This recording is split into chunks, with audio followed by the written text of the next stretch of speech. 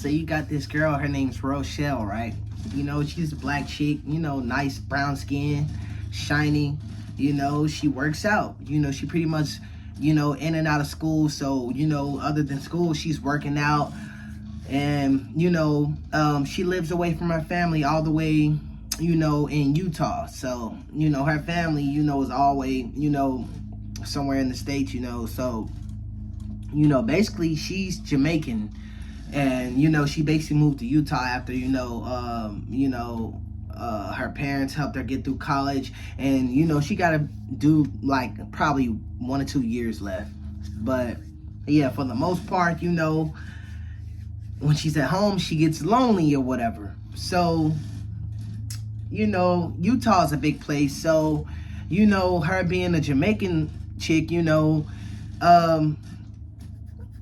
she goes around, you know, she jogs and, you know, she makes eye contact with a few dudes, but for the most part, you know, she gets a date here and there, but it never gets too like physical. You know, it's probably a dinner date, then she gets dropped off, or maybe a coffee date.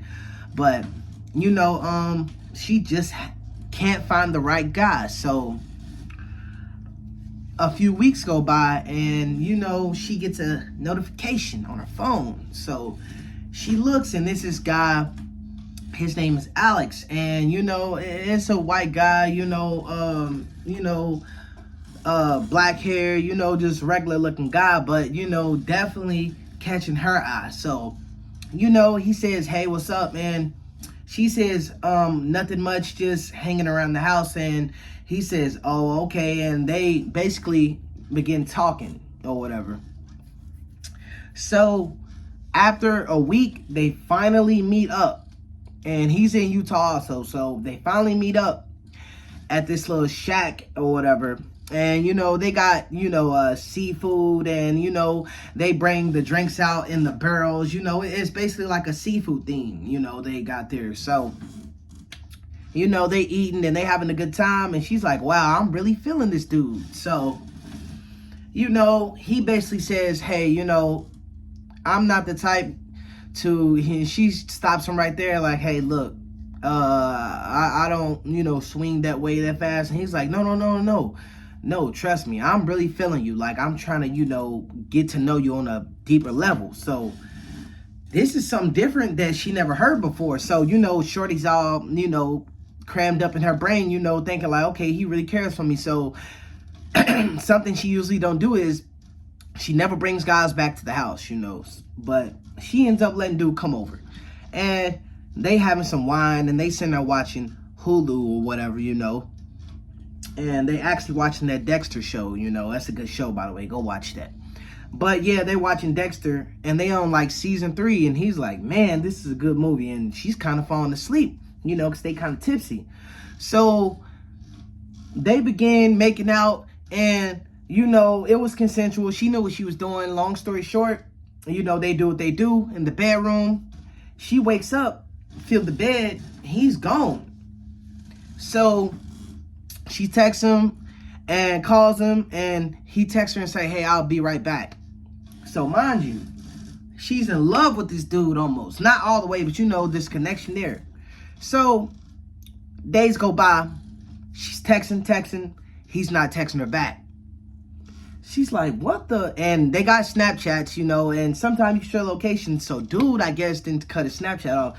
But he basically blocked her number and everything, but she's still seen his location on Snapchat, and she screenshot his address. But as soon as you know, you can see if someone screenshot. So when he seen that on the Snapchat, he blocks her. So she keeps texting him, hey, what's going on? You know, it's just, so you just gonna lie, get in my pants, and just leave me like that? And he says, hey, look, man, I'm at work. I gotta go. She's like, what? So, you know, she's in her feelings, but she got bipolar really bad. She's schizophrenic, y'all. Keep that in there. So she's going to work. She's not taking her medicine. She's lashing out on her, you know, her coworkers and everything. And, you know, she's going back home. She's not even going to the gym like she used to. She can't do nothing no more. She's just thinking about, you know, I'm tired of this, you know, these guys, you know, pick me through this or whatever. So she ends up making it to where I don't care about this guy, to now she's catching herself, driving past his house, and it's getting to the point to where it's getting creepy, where he ends up looking on the camera and seeing the same white car drives past his house, and when he zooms in, he sees that it's her. So he ends up calling her from what's it called, a star 69 number, and he's like, hey, look, if you don't leave me alone, I'm going to call the police, and I'm going to get a restraining order against you, and I'm going to get you locked up. Stop riding past my house. I know it's you because my neighbor's saying it's you, and I zoomed in and I know it's you. Because he already talked to, a few of his homies, his neighbors stuff. So she says, I'll be seeing you soon, and she hangs up. So 2 months go by.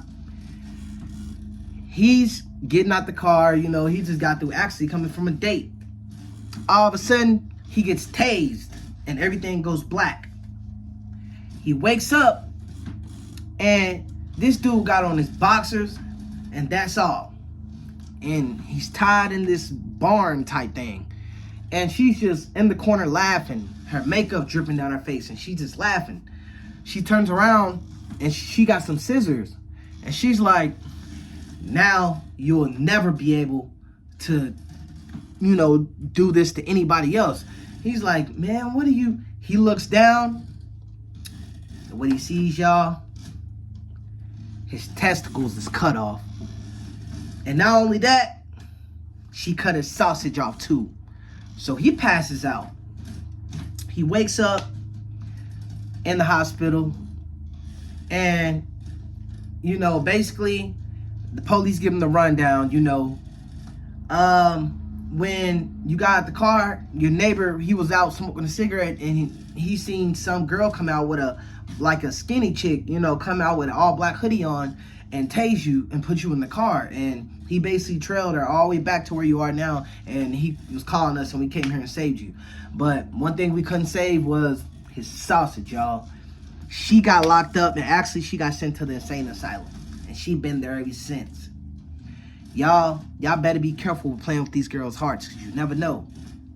You might be on the other end of them scissors. If you like this story, share it. Comment, like, do all that good stuff. I'm out.